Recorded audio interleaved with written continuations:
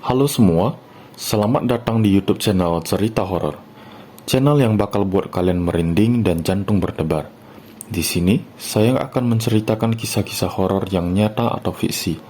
Siapkan diri kalian untuk mendengarkan cerita-cerita yang akan menguji nyali kalian. Jangan lupa subscribe, like, dan komen ya, untuk bisa selalu mendengar update kisah-kisah horor dari cerita ini. Terima kasih.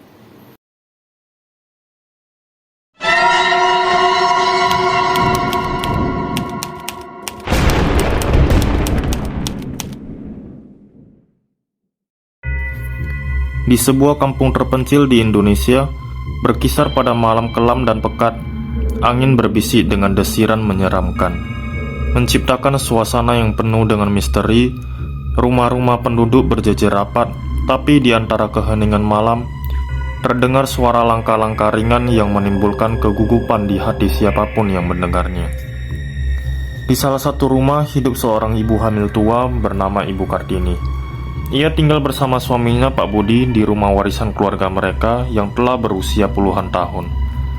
Rumah itu dengan cat yang telah terkelupas dan atap yang sudah rapuh, menyimpan berbagai cerita kelam yang berkaitan dengan masa lalu kampung. Seiring berjalannya malam, suara langkah tersebut semakin terdengar jelas di sekitar rumah Ibu Kartini. Namun tidak ada sosok manusia yang terlihat. Suasana semakin tegang ketika bayangan putih melintas di balik jendela, menghasilkan bayangan yang menakutkan di dinding kamar Ibu Kartini. Pada suatu malam yang gelap gulita, Ibu Kartini terbangun dari tidurnya yang lelap oleh suara bisikan lembut namun mencekam. Anakku, anakku yang belum lahir, dia harus menjadi milikku. Bisikan kuntilanak yang membuat bulu kuduknya merinding. Ibu Kartini mencoba mengabaikan suara tersebut, menganggapnya sebagai ilusi malam semata. Namun teror kuntilanak itu tidak berhenti. Setiap malam, kuntilanak memberikan teror yang semakin intens, berusaha merayu dan mengancam agar Ibu Kartini menyerahkan anak yang belum lahir di rahimnya.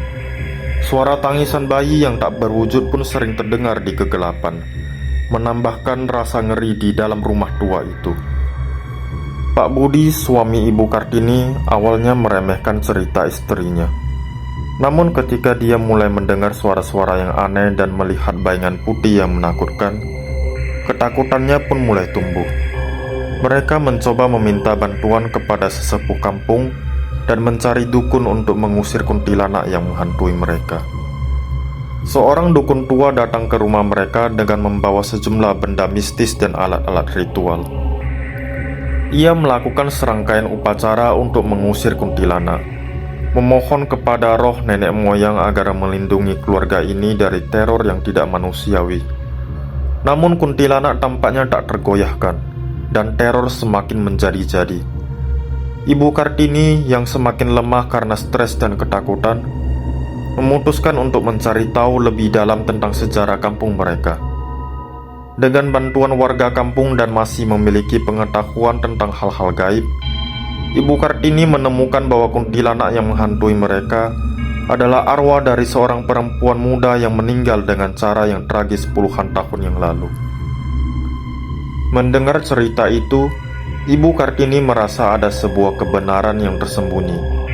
Ia memutuskan untuk mencari tahu alasan dibalik teror kuntilanak tersebut dan apakah ada cara untuk menghentikannya. Dengan perlahan tapi pasti, Ibu Kartini mengungkap misteri yang telah menghantui kampung mereka. Ternyata, arwah kuntilanak tersebut adalah seorang ibu muda yang kehilangan bayinya dalam kematian yang tragis. Cintanya yang mendalam pada anaknya membuat rohnya terus berkeliaran, mencari pengganti untuk mengisi kekosongan yang tak terbayangkan. Ibu Kartini merasa iba pada arwah itu dan bersedia membantu, bahkan jika itu berarti harus merelakan anaknya. Dengan bantuan dukun dan warga kampung, Ibu Kartini memimpin sebuah upacara adat yang meminta restu dari arwah kuntilanak. Mereka menawarkan penghormatan kepada roh tersebut dan meminta agar arwah tersebut dapat menemukan ketenangan dan kebahagiaan di alam baka. Seiring dengan prosesi tersebut, Suasana di sekitar rumah Ibu Kartini mulai tenang dan teror kuntilanak pun mereda. Namun keputusan Ibu Kartini tidaklah mudah. Setelah melahirkan, Ibu Kartini merasakan kekosongan yang mendalam tanpa kehadiran anaknya.